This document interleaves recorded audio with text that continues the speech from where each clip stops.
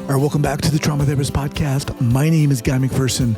My mission is to help trauma therapists be their incredible selves, to be human, to be real, not just a clinician. I'm a big believer in who we are is more important than what we know. And this requires cultivating authenticity, genuineness, and vulnerability, and that requires intention. You can learn more about my courses and workshops by going to thetraumatherapistproject.com. That's thetraumatherapistproject.com. Let's get started. So 5, 4, 3, 2, and 1.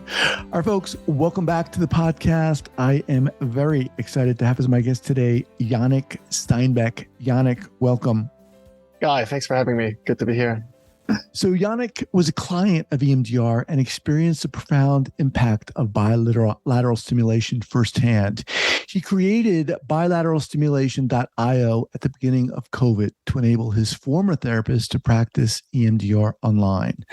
Then something unexpected happened. The tool went viral in the EMDR community.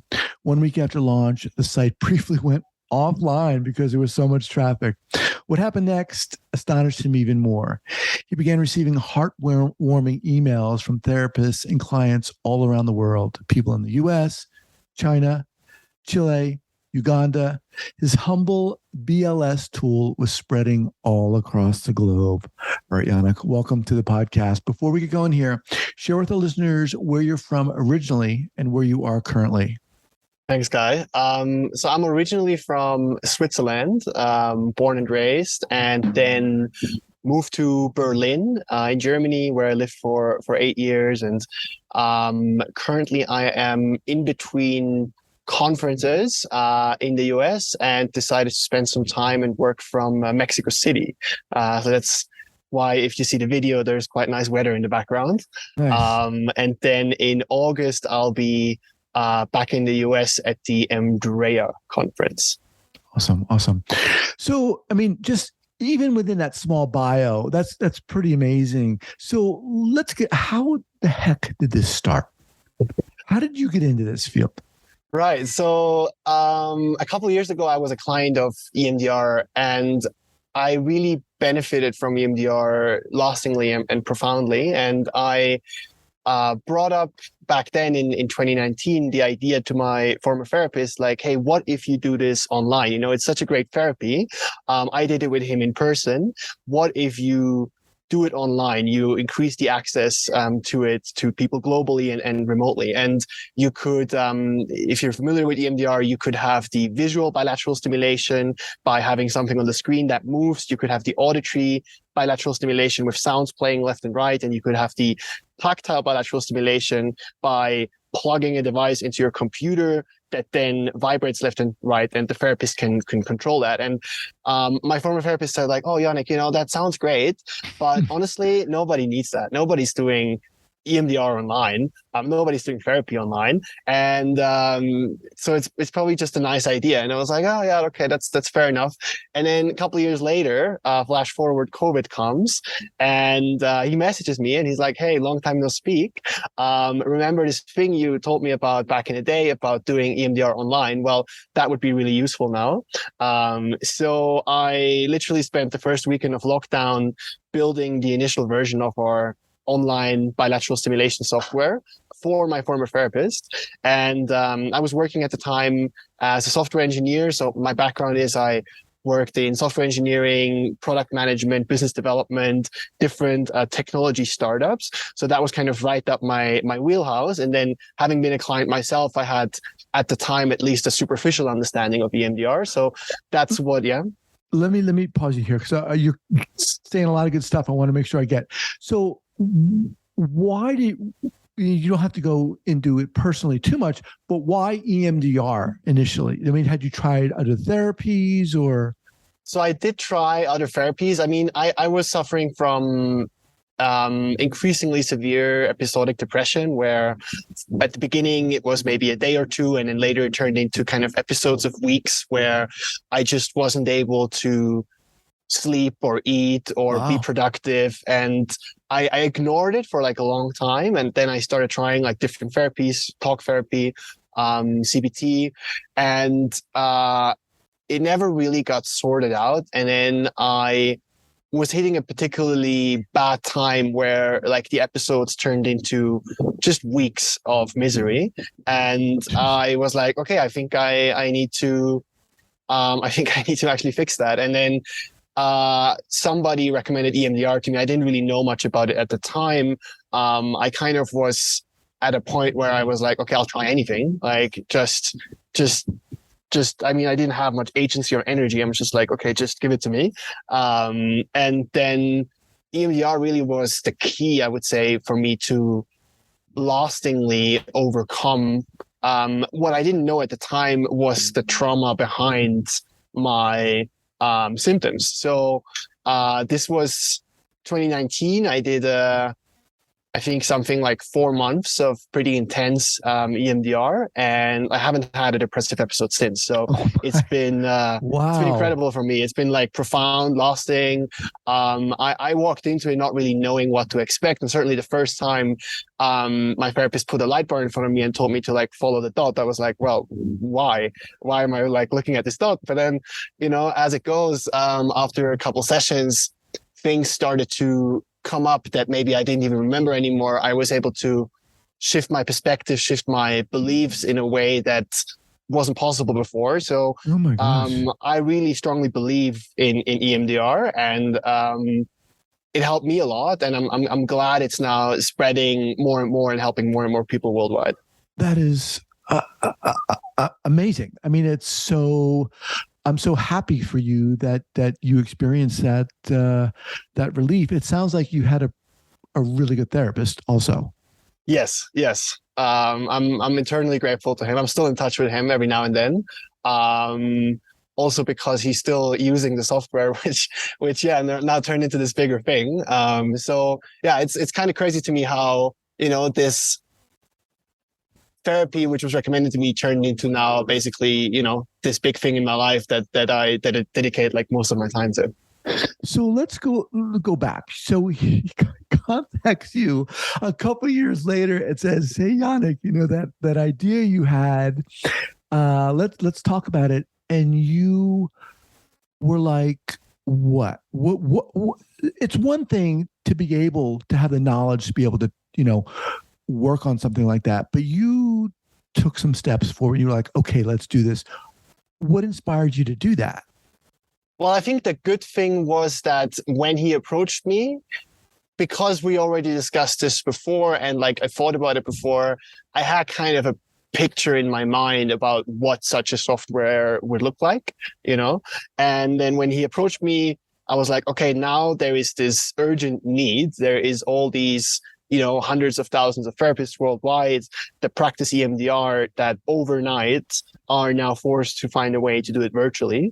And they need a tool for the bilateral stimulation. Like there's all these video chat solutions. And they turned also at the beginning of COVID, started to be very good, you know, like video chat. I don't know if you remember, before COVID was kind of a mess, right? It was quite unreliable. Now, because everybody worldwide needed it, it got quite good. But what was lacking was this bilateral stimulation. So I had a rough picture in my mind for what such a software could look like.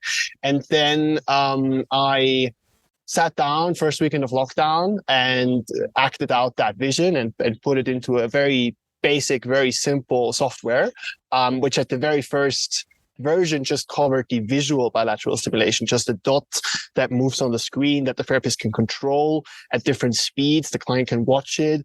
The therapist can change certain appearance characteristics like the color. And it was really super simple. And I mean, in a way, it was simple out of necessity because I was like, okay, I have 1 weekend to get this done, you know, because I have a day job like Monday to Friday. But in hindsight, this simplicity turned out to be a virtue because most of these therapists weren't particularly excited about technology or particularly excited about some complicated piece of technology that they now have to integrate into their therapy. So the fact that the tool was so simple and that it was available online for free, I think is what then caused it to go viral, right? Like I built the original version, I shared it with my former therapist. kind of forgot about it. I was like, oh, it's this, weekend project, this COVID project, this little thing that might be used by like 3 people in the world. I mean, even the name, like the domain bilateralstimulation.io, it's not very catchy. It's not very short. At the time I was just like, okay, which domain is available? Bilateralstimulation.com, already taken. Bilateralstimulation.io, not taken. Okay, I'll take that one. Doesn't matter. It's going to be used by 3 people anyways. Right. Well, it turns out it did matter. But anyways, I shared it with him, and then a week later, I opened my email inbox, and it's just dozens of emails of people from all over the world, and some of them are complaining that the site is down. And I was like, "What? The site is down? So how many people are on there?" Obviously, shared it with someone else. Yeah. Or other people. So he shared it on some Facebook groups and some email lists, and then people shared it more and more because everybody was overnight forced to find a way to do the bilateral stimulation online. And people try to do things like, oh, I'll move my finger in front of the camera. Oh, it turns out that's very blurry. Oh, I'll put my light bar in front of the camera. It turns out that's also not so great.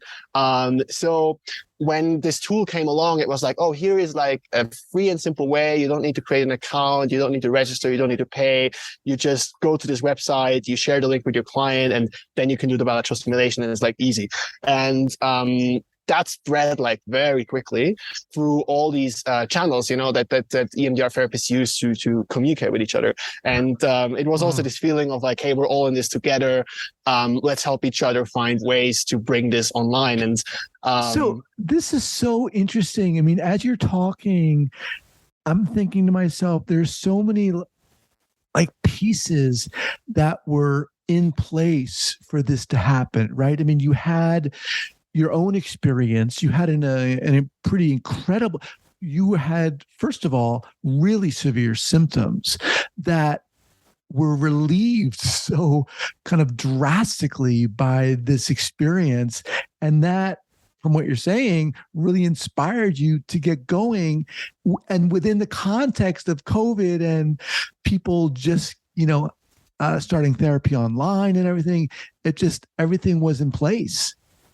Yeah, and like even in terms of what I did before, it kind of all came together perfectly. Like I originally studied business. I worked on the business side of like technology startups. I then started learning how to program, became a software engineer, worked in like the software engineering execution and management. I worked in a company where I was in charge of their US rollout, and it was a healthcare company, so I learned a lot about like US healthcare and the payer system in the US and like how that all fits together. And then here I am at the beginning of COVID building this kind of software that started out very simple and then grew and grew and grew, and kind of brought together all my previous experiences in a very fulfilling way. It's been a journey. Unexpected way too. Yeah. Right? Yeah. So what happens? Okay, walk us through. So things start to go viral. You start to get these emails from people from all over the world. What happens next? So I'm still working as a software engineer at the time, and what started as a weekend project is now turning into this kind of side project on nights and weekends. I get a lot of feature requests. I get a lot of little tech issues that I need to fix. I start getting donations like unprompted. I remember this email I get from PayPal, because I put my email on the website in terms of, hey, if you have an issue, please email me. And then what people started doing is just sending like money to that email. I didn't have a PayPal account. So PayPal emails me like, hey, people are sending you money, please create an account. I was like, wow, that's crazy. Oh my God. So I create a PayPal account. I start getting some donations. I start spending like nights and weekends on extending, improving the tool, adding auditory bilateral stimulation, adding a whole bunch of features based on what people ask for, making it more reliable, making it work on like really old browsers, making it work on phones and all these things. And then it just organically kept growing, and it's still considered, I always thought, well, I guess we all thought at the time, COVID is going to be over in like a couple months. And then this project is going to be over. And for the duration of COVID, I'm going to spend my nights and weekends to maintain it and give people this kind of free and simple, accessible resource to do this therapy online. And I didn't think about it in terms of a business at the time. But then COVID kept on going, and then also the growth of the user base kept on going up. And at some point, I had 5,000 therapists using it. And I was like, that's a crazy number. Like I didn't do any marketing or anything. And then at 5,000 therapists and kind of no end in sight for the pandemic, I was like, okay, maybe I should turn this into a business. And then I had Benjamin join, one of my best friends, and we knew each other for a long time. We both worked in the kind of technology startup sector for many years. And we always had this dream of like running something together. And we met actually in the US when we were both exchange students in Los Angeles. And he's Austrian, I'm Swiss. So we have like this Alps mountain connection. And then he joined, and I quit my job and I started working on bilateralstimulation.io full time. And we said, okay, let's actually turn this from kind of side project into a proper organization. And that's when we started doing a couple things. So we said, okay, we always want to keep a basic version that is free. We always want to keep this as a tool that new therapists can use, that therapists in developing countries can use to treat clients remotely for free. But we also want to go beyond the very basic free version. We want to build a paid version of the software that has more features, more capabilities, more ways to do bilateral stimulation, text working memory. And we started by doing a lot of user research, talking to hundreds of EMDR therapists, learning about what they need from their tools and what their lives are like also. And hang on one second. Let's get into that. Before we do, I just want to take a break here for 1 second. Absolutely. We're talking with Yanick Steinbeck of bilateralstimulation.io, and we'll be back in 1 moment. All right, Yanick. So let's continue with that. So you were talking about the free version and then the paid version. What's the difference? Right. So it basically is the same software, but the paid version unlocks extra features. So from the moment when we turned this from kind of side project into business and organization, we said, okay, we want to always keep the free version available. We always want to enable people to do bilateral stimulation remotely for free. But in order to have this be a sustainable project that, keeps on serving people for years and decades, we need a paid version to pay the bills. And this paid version unlocks extra features such as having the visual BLS go diagonal or in an infinity shape as opposed to only horizontal, such as child-friendly motives. So we have a lot of child therapists using it, and they appreciate this feature that we added, which is you can turn the dot into like an animal or an emoji. Cool. That has been very popular. We recently added, based on popular demand, background images. So one of the professional paid features is you can have an image in the background. It can be a beautiful nature image, like a waterfall or a forest or a mountain range, or it can be, if you're working with exposure therapy, a triggering image such as a hospital, a fire, a bar. And what we're releasing soon is the ability to upload your own background image. That's been a very popular request because people sometimes want to do very individualized, either soothing kind of calm places or like triggering exposure kind of images that are very specific to the patient that they're treating. So soon you'll be able to like upload your own background image on which the bilateral stimulation is then projected. And then we have a couple other things like HIPAA-wise, if you have a paid account with us, we'll sign a BAA with you, which is important to some organizations. And you can save your BLS settings for each client, so you don't have to note them down and remember them, but the system saves them for you. And then lastly, when you share your session link with your client, you can kind of think of it like a Zoom link, right? Like you send a Zoom link to a client, they click on it. Similarly, you create a link in our system to send to your client for the bilateral stimulation. And in the paid version, that link is customizable. You could, make it like / the trauma therapist / guy, as opposed to some random link. So that's some of the features of the paid version. But like when we started working on it, all of that was kind of unclear and still crystallizing. And we kind of learned about what people want and need from these conversations we had with all these therapists. And then one thing that kept coming up, and that was years ago, is, hey, we want to do tactile bilateral stimulation online. We want to do tactile EMDR online.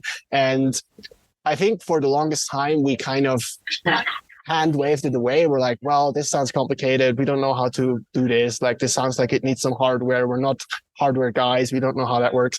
But then it kept coming up so frequently, it turned into like our most popular feature request that we said, okay, well, what if we were to build a device for tactile EMDR? And then this kind of journey started again of like, now, let's Yanick, experiment. If I may, explain to our listeners what tactile right. So is for those who don't know. So with EMDR, there's different theories for why it works, right? And different ways in which people use external modalities to distract your brain or to tax your working memory or to induce this right-left stimulation, all of it with the goal of putting your brain in a state where it is then easier for you to overcome your trauma, easier for you to reframe your beliefs around the trauma.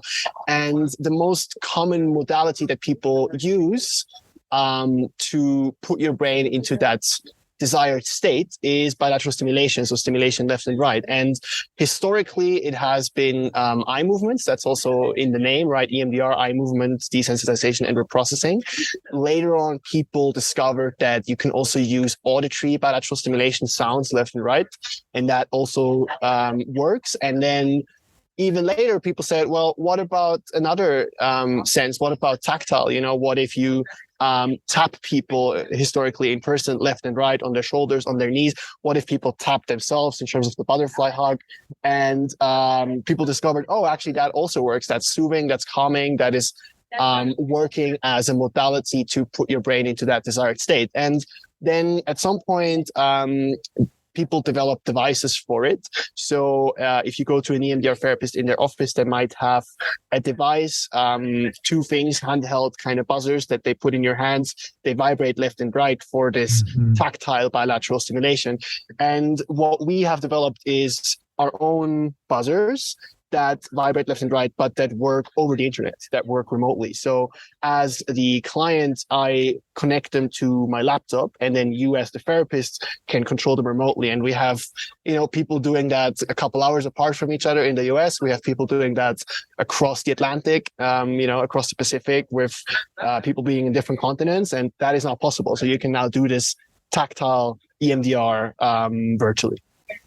That sounds amazing. I think I shared with you previously that I was a client also and did EMDR and bilateral stimulation, and my therapist did use those handheld things that were really, really good. So it's interesting to me, Yanick, as we're talking here, before COVID hit, a lot of therapists were like, I'm not going to do online therapy, telehealth. There's no way, it can't be done. Even if it is, it's not going to work. So how do you explain the benefits of bilateral stimulation over the internet? I mean, I'm sure there are some people out there going, okay, sounds good, but is it as effective? It's a great question. Yeah, it's a great question. And I totally understand also, well, there's multiple concerns, right? There's people being concerned about the effectiveness of it. There's people being concerned about putting more technology in the process, which is not necessarily a good thing, because it can break down, like what if the video breaks down? What if your bilateral stimulation program breaks down? How do I even use this? Will the client understand how to use it?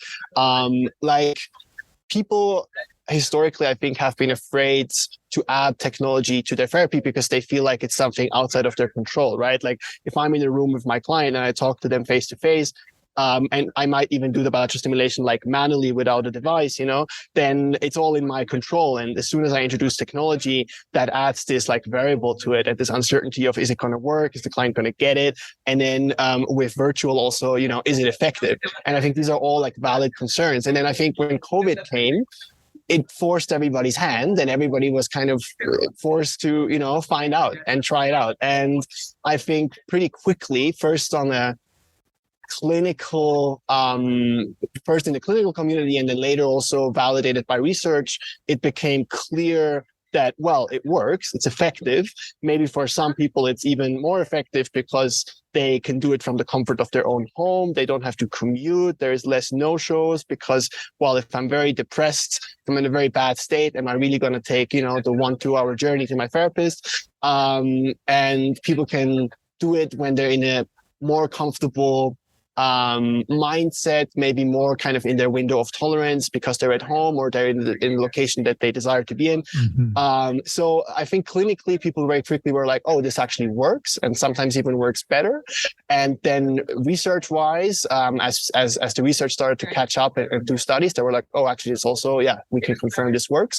So the effectiveness question, I think, is kind of resolved now. There is still the question of like personal preference, and certainly there's therapists who still very much prefer sitting in front of people in person and doing it in person. And I totally understand that. And we have been trying to also make our tools more suitable for in-person therapy. And many therapists also use our tools for in-person therapy, but there is still a lot of value in remote therapy, right? And there is value in it for the therapist in terms of being able to work from home, being able to spend time with their family, being able to enjoy the benefits of remote working that many people have learned to enjoy. But there is especially also benefits for the clients, right? They don't have to commute. Many of them might be immobile. We get a lot of emails from clients saying like, hey, I'm in a wheelchair. I could not possibly meet my therapist in person more than like once a month. Now, being able to do this remotely really opened the possibility of EMDR up to me and made it more accessible. And I think that is the key. Like in a world where we still have kind of an undersupply of therapists and we still have people waiting a long time for therapy, and maybe also geographical kind of bottlenecks in terms of, the town that I'm at, the village that I'm at doesn't have the therapy that I need. I think it's super important to have a way to do it location independent, to do it online, and to increase the accessibility of it through that. Yeah, really exciting, especially that example of that person in a wheelchair. My God, it just frees up so much therapy for them and possibilities. So let's just be clear here. So is this tool specifically for EMDR therapists? That's correct, yes. Okay. So we are focused on EMDR, and we are also specifically focused on being a tool for therapists as opposed to self-application. Okay. And so if therapists are interested, therapists listening to this, they should go to your website, and what will they see there? Right. So if you visit bilateralstimulation.io, you will see our free BLS tool that you can use today without installation, without sign up, without registration, to provide visual and auditory bilateral stimulation to your clients in the course of EMDR therapy. And it is originally developed for telehealth and virtual, and that's where it works extremely well. But we also have, as many therapists go back to a hybrid kind of setup, an increasing number of therapists that use it in office. And we have like tutorials on the website for how all of that works.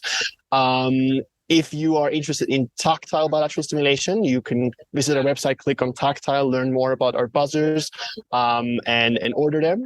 And we also have actually special deals for listeners of the trauma therapist. So you can get you can always use our free BLS tool without registration or anything, but as a trauma therapist listener, you can get a 60-day free trial of our paid professional software that unlocks all the features, as well as a special discount on the tactile buzzers. And if you want to take advantage of that, then visit bls.tools. So you just go to your browser, you type, you hit enter, and it will bring you straight to the special benefits. Okay, so once again, that's just bls.tools. Type that in the browser and that'll take you right there. Awesome. Wow. So inspiring, man. Your story is just pretty incredible. It's like you've got to go on Shark Tank and talk about this. I mean, it's that like amazing. It's so inspiring. All right, Yanick. Awesome. What's the best way for people to get in contact with you? Right. So I always love talking to EMDR therapists and people in the space about any ideas, feedback, critique, or partnerships, collaborations. And you can reach me by email, Yanick at bilateralstimulation.io. Yanick is spelled Yanick. I think you'll also see this in the show notes, and it's at bilateralstimulation.io. You'll also find this on the website. And yeah, I'll reply to every single email. Always happy to hear from you. And yeah, thanks for having me, Guy. Awesome. It was a pleasure. I'm excited to get this out there. All right, Yanick, take care. You too. Cheers. All right, bye-bye. Bye.